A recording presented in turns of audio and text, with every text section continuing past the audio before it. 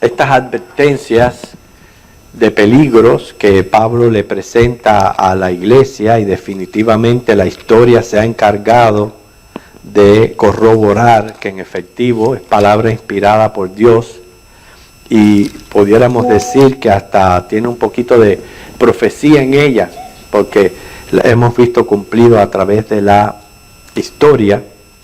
Primera de Timoteo 4, del 3 al 5.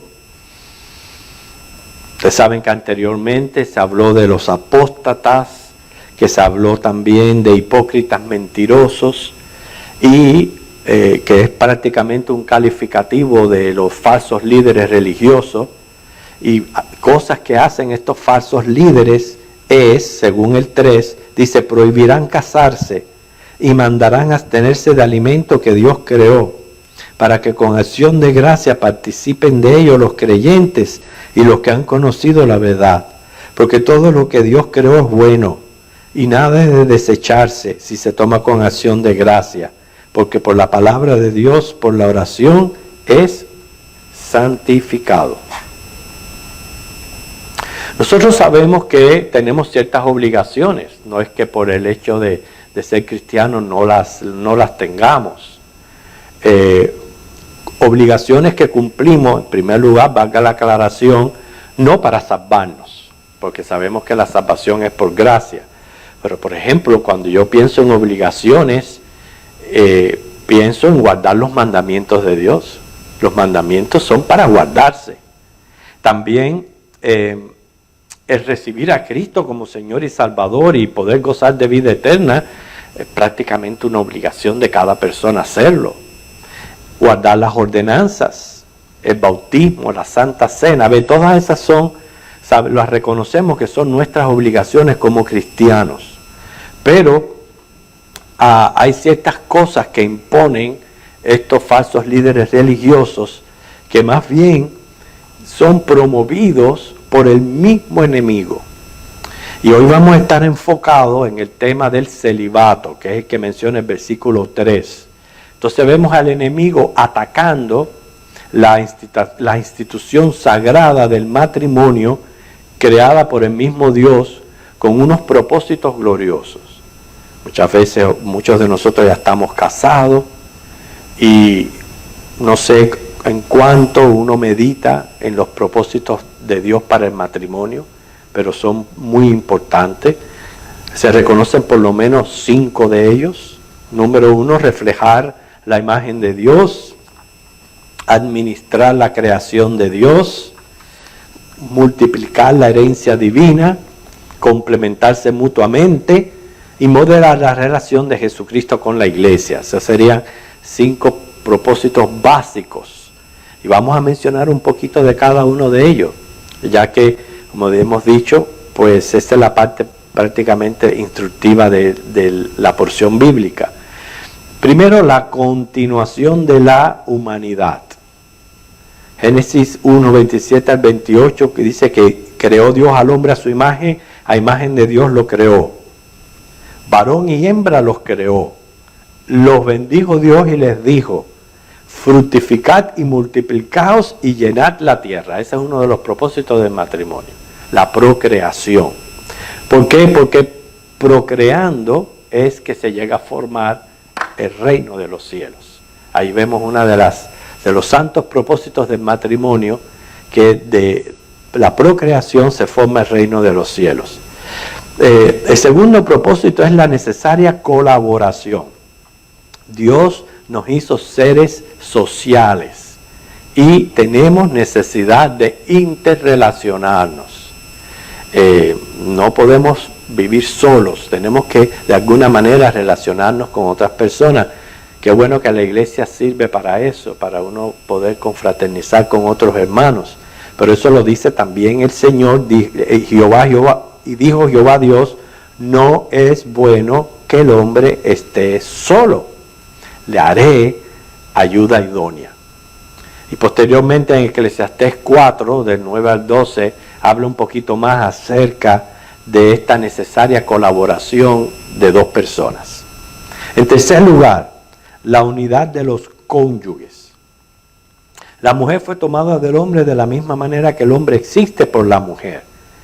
Eso se encuentra en 1 Corintios 11:12, que dice, así como la mujer procede del varón, también el varón nace de la mujer, pero todo procede de Dios. O sea que hay una unidad de cónyuges que es necesaria e importante, porque cada uno pues es como si fuera dos mitades formando un entero, y ambas mitades se necesitan el uno al otro para poderse sentirse satisfechos y completos. Cuarto, la santificación de ambos, o sea, mediante la preservación de lo que es para ellos el lazo conyugal. 1 Corintios 7, del 2 al 9, habla de una necesidad natural de satisfacción sexual. Y eso se logra, y como único se logra adecuadamente, es dentro de lo que es el vínculo matrimonial. Por eso dice Hebreos 13:4, que honroso sea en todos el matrimonio y el hecho sin mancilla. Y en último lugar, modelar la relación de Cristo con la iglesia. Este es bien importante. ¿Por qué razón? Nosotros conocemos la manera como Cristo se relaciona con nosotros como iglesia. Primeramente con total amor, porque es un amor de entrega. Él se entregó por la iglesia, porque la ama. Bueno, esa debe de ser la relación que se debe de reflejar en un matrimonio. El amor ágape, el amor incondicional. El amor donde ambos están llevando a cabo sus responsabilidades ante Dios, y de esa manera van a proyectar a la sociedad un modelo, no solamente de la relación de Cristo con la iglesia, sino de cómo debe de ser un matrimonio. En otras ocasiones hemos compartido las 3 responsabilidades que cada cónyuge tiene el uno para con el otro. Ambos, el Señor nos manda a amarnos incondicionalmente. O sea que cada cual está pensando en el otro, y de esa manera ambos reciben. Y como al hombre el Señor lo mandó a cuidar de la familia, la esposa lo apoya. Como Dios mandó al hombre a dirigir la familia, la esposa lo respeta. Y ahí están las 3 responsabilidades que cada uno tiene dentro del matrimonio. Pero vemos aquí, como dije anteriormente, cómo el enemigo se opone y quiere prácticamente afectar todo lo que Dios instituye. Pues simplemente hay alguien aquí que dice que prohíben el matrimonio o prohíben casarse. Y uno de esos ejemplos es la Iglesia Católica, y vamos a aprender, porque hay veces no se conoce mucho de lo que ha venido sucediendo a través de esta iglesia, que ha afectado a tantas y tantas personas, y hay muchos que profesan seguir esta secta cristiana y no conocen historia, no conocen todas las cosas que han venido haciendo y pasando. Es uno de los mejores ejemplos de apostasía, hipocresía, mentira, aparentando piedad, pero el mismo texto dice practicando doctrinas de demonios. Porque acabamos de mencionar no solamente que Dios estableció el matrimonio, sino todos los propósitos santos que Dios tiene para con la familia. Y la Iglesia Católica lo ha distorsionado. Ella fue la que introdujo la orden del celibato para sus ministros. A pesar de lo que dice este texto, ellos introdujeron esta orden. Eso no fue de buenas a primeras, por eso a veces es importante conocer historia, y voy a compartir ciertos datos históricos que ha ocurrido a través de los siglos y cómo fue llegando al momento en que ya se introdujo el celibato en los clérigos, en los sacerdotes. En otras ocasiones, cuando hemos hablado acerca de las sectas, hemos afirmado de que cuando estamos en la verdad, la verdad se mantiene. Desde el mismo origen, se va manteniendo a través de los tiempos. Cuando usted va haciéndole cambios y cambios y cambios y cambios, quiere decir que lo que se originó no es verdad. Porque la verdad permanece, continúa. No puede ser verdad hoy, mentira mañana. Entonces, si ellos han venido añadiendo y añadiendo, y no estamos hablando ahora de otros datos que hemos dado, de cómo se introdujo la idolatría, la adoración de imágenes, el papado y todo eso, sino ahora enfocado solamente en lo que es cómo llegó al celibato de los clérigos. Siglo I. Los apóstoles, la mayoría eran casados. Así los escogió Jesús, hombres casados. Siglo II y siglo III. Ya había comenzado la influencia de lo que es la filosofía del gnosticismo. Y el gnosticismo decía que una persona no podía estar casada y ser perfecta. Eso lo promovía el gnosticismo. Ya estaba escrito esta porción de Timoteo y la de Corintio también. Sin embargo, ellos decían eso. Pero aún así, siglo II, siglo III, los sacerdotes eran casados, todos. Recuerdan que fue después de casi el tercer siglo que la iglesia empezó a desviarse de la verdad bíblica. En el siglo IV, en el 306 después de Cristo, en España, que se realizó el concilio de Elvira, el decreto 43 decía: todo sacerdote que duerma con su esposa la noche antes de dar misa iba a ser despedido. Esto empieza poco a poco, hermano, eso no llegó así de buenas a primeras. Ocurrió otro concilio, el famoso concilio de Nicea, 325 después de Cristo. Decretaron: una vez ordenados, los sacerdotes no se podían casar. En el año 385, el Papa Ciricio abandonó a su esposa para convertirse en Papa y decreta que los sacerdotes ya no podían dormir con sus esposas. Siglo VI, en el concilio de Tours, el segundo concilio de Tours, establece: todo clérigo que sea hallado en la cama con su esposa será excomulgado por 1 año y reducido al estado de laico. Pero sigue avanzando. Año 580, el Papa Pelagio II. Su política era que no se iba a meter con los sacerdotes casados mientras no pasaran la propiedad de la iglesia a su esposa e hijos. Así que todo bien mientras que sus propiedades pasaran a la iglesia. Año 590, el Papa Gregorio: todo deseo sexual es intrínsecamente diabólico. Siglo IX, concilio de Aix-la-Chapelle. Se admite que en los conventos y monasterios se habían realizado abortos para encubrir las actividades de clérigo. Siglo XI, estamos hablando del año 1074. El Papa Gregorio VII dijo: toda persona que desea ser ordenada debe hacer primero un voto de celibato. En el año 1095, el Papa Urbano II hace que se vendan todas las esposas como esclavas y que los hijos fueran abandonados. Siglo XII, concilio de Letrán I, año 1123. El Papa Calixto II decreta: los matrimonios clericales no son válidos. Concilio de Letrán II, año 1139, es cuando entonces ya establece el celibato como norma. Y para el siglo XVI, Concilio de Trento establece que el celibato y la virginidad son superiores al matrimonio. ¿Cómo se ha seguido degradando? Siglo XX, estamos en siglo XXI o XXII. XXI, siglo XX.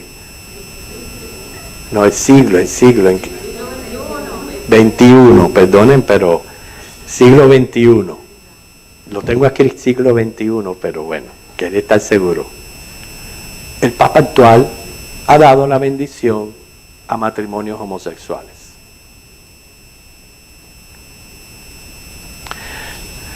Hermanos, nosotros creemos en el celibato, porque ya hemos visto cómo todo fue un historial de generándose a algo que tan glorioso que como Dios que hizo el matrimonio y la familia. Y nosotros creemos en el celibato como don del Espíritu, don. Y si nosotros hemos estudiado los dones espirituales, ningún don puede ser impuesto u obligatorio, porque si vienen del Espíritu Santo, van a fluir naturalmente en la persona a quien el Espíritu, y el celibato es un don, hermanos. Hay personas cristianas que tienen este don, y es genuino. El mismo Pablo se dice que posiblemente él haya enviudado, pues como él dice que era mejor estar soltero como él, dicen que posiblemente él haya enviudado porque era miembro del Sanedrín, pero es muy difícil sustentar esto porque no es seguro dos cosas. Número uno, que fuera miembro, o que los miembros tenían que ser casados. No es confirmado, en otras palabras. Así que eso que decían de Pablo, de que él era bien viudado, no podemos darlo por seguro. Lo que sí, él estaba en un estado de soltería cuando él empezó su ministerio. Y por eso vamos a leer 1 Corintios 7, del 6 al 9.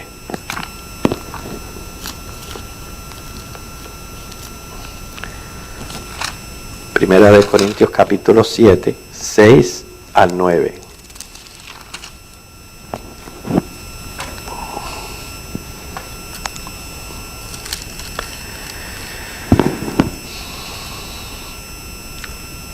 Mas esto digo por vía de concesión, no por mandamiento. ¿Ves? No es obligación, no es por impuesto. Y más bien él está dando una opinión propia de lo que él entiende que es mejor, hallándole la lógica a las cosas. Dice, quisiera más bien que todos los hombres fuesen como yo. ¿Ves? Ahí es donde él está expresando su soltería. Pero cada uno tiene su propio don de Dios. ¿Ve que el celibato viene como don de Dios? Uno a la verdad de un modo y otro de otro. Digo pues a los solteros y a las viudas que bueno les fuera quedarse como yo. Pero si no tienen don de continencia, cásense, pues mejor es casarse que estarse quemando. Fíjense que todos los hombres fueran como Pablo. O sea que él está expresando tener este don de celibato. Hay muchos misioneros que Dios les da don de celibato. En otras palabras, no desean casarse, no quieren familia, porque su mentalidad es simplemente entregarse a servir al Señor.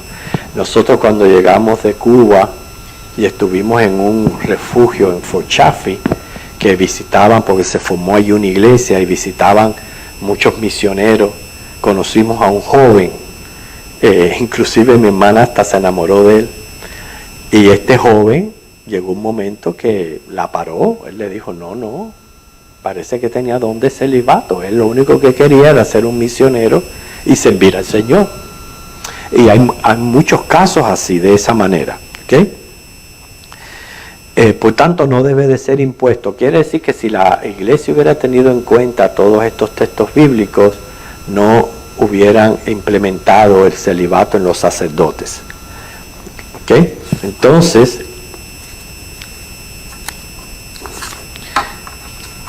en los últimos años, inclusive, se han reportado muchísimos abusos sexuales cometidos por los clérigos.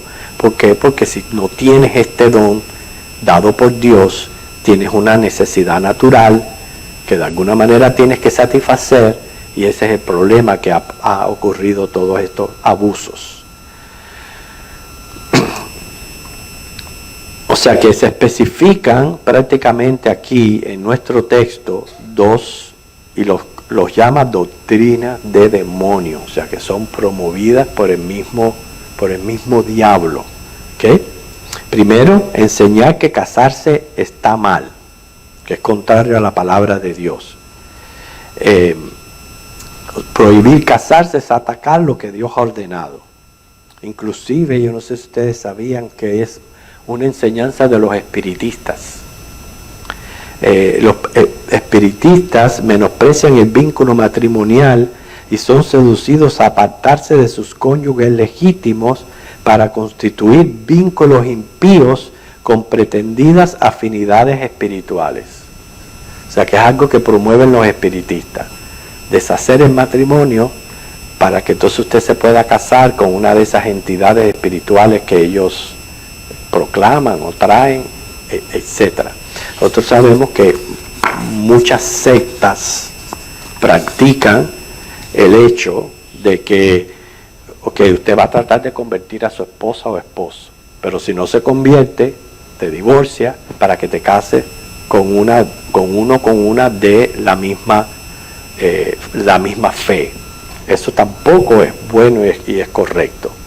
Sí, hay un consejo bíblico de no unirnos en yugo desigual, pero hay que tomarlo como eso, como consejo, y un consejo razonable. ¿Por qué? Porque cuando hay un yugo desigual, hay prácticamente desigualdad de opiniones y de intereses que va a afectar la pareja o va a afectar la crianza de los hijos, etc. Pero no es que esté prohibido que un cristiano se case con otra persona que no sea de la fe.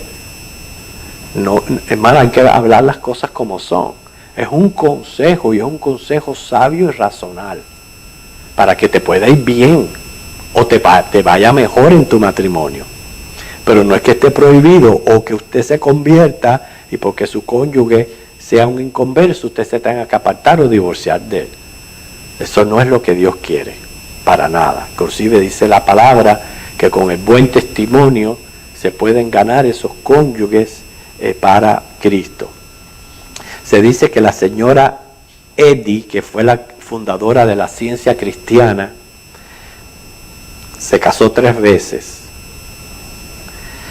Pero ella dijo, el matrimonio continuará hasta que se aprenda que Dios es el Padre de todos. El matrimonio, que fue en el pasado un hecho fijo entre nosotros, ha de perder su actual fijeza. Por tanto, lo que Pablo aconseja a los solteros, considerándolo preferible, solamente lo puede mantener Dios. Aparte de eso, hermanos, siempre en la iglesia estuvo pendiente el hecho que la segunda venida del Señor era inminente, que iba a ocurrir ya. Y entonces, teniendo eso en la mente, quizás Pablo aconsejaba a los jóvenes, es preferible que se queden solteros y se dediquen a servir al Señor, que no formen un matrimonio, una familia. Ahora, si no tienen ese don que venga de Dios, cásense para que no se estén quemando en pasiones. O sea, para que no estén pecando ante Dios por ese caso.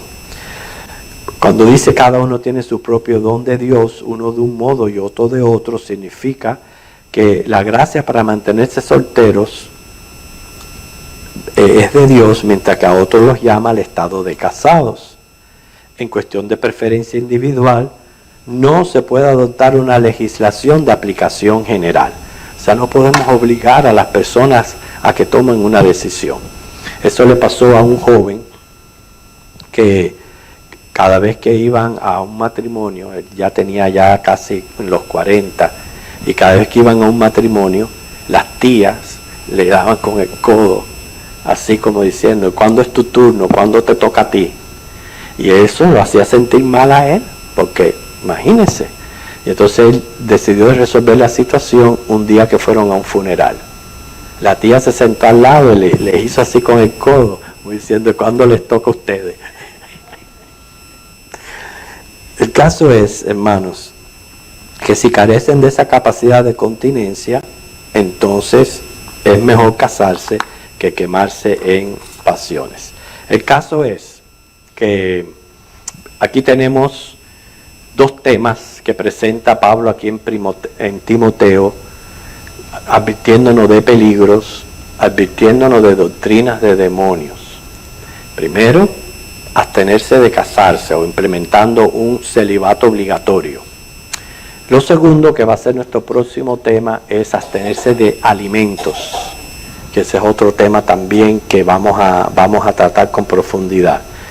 Pero por lo menos hemos aprendido hoy que sí Dios tiene gloriosos propósitos para con el matrimonio, que Él ha sido quien ha instituido la familia y con unos propósitos gloriosos, muy necesarios, primeramente, porque estamos administrando la creación de Dios, se está multiplicando la herencia divina, en otras palabras, se están procreando personas con el potencial de llegar a ser hijos de Dios, ciudadanos del reino de los cielos. Se está reconociendo que cada uno de nosotros tiene necesidad de otro en nuestras interrelaciones, sí nos necesitamos. Hay cosas que le falta al hombre que tiene la mujer, hay cosas que le falta a la mujer que tiene el hombre y de esa manera se complementan. Pero más que todo, hermano, es reflejar a la sociedad lo que es la relación de Cristo con la iglesia. Estamos viviendo tiempo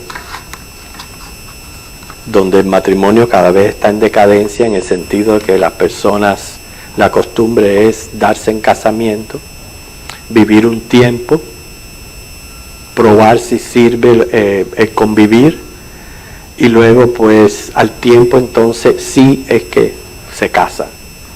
Eso yo no sé cuántos de ustedes les gusta ver el programa House Hunter o Buscando Casa o algo así. House Hunter, ¿quiénes lo ven? La hermana Mildred. ¿Usted no se ha fijado la cantidad de parejas buscando casas para entonces en un futuro casarse?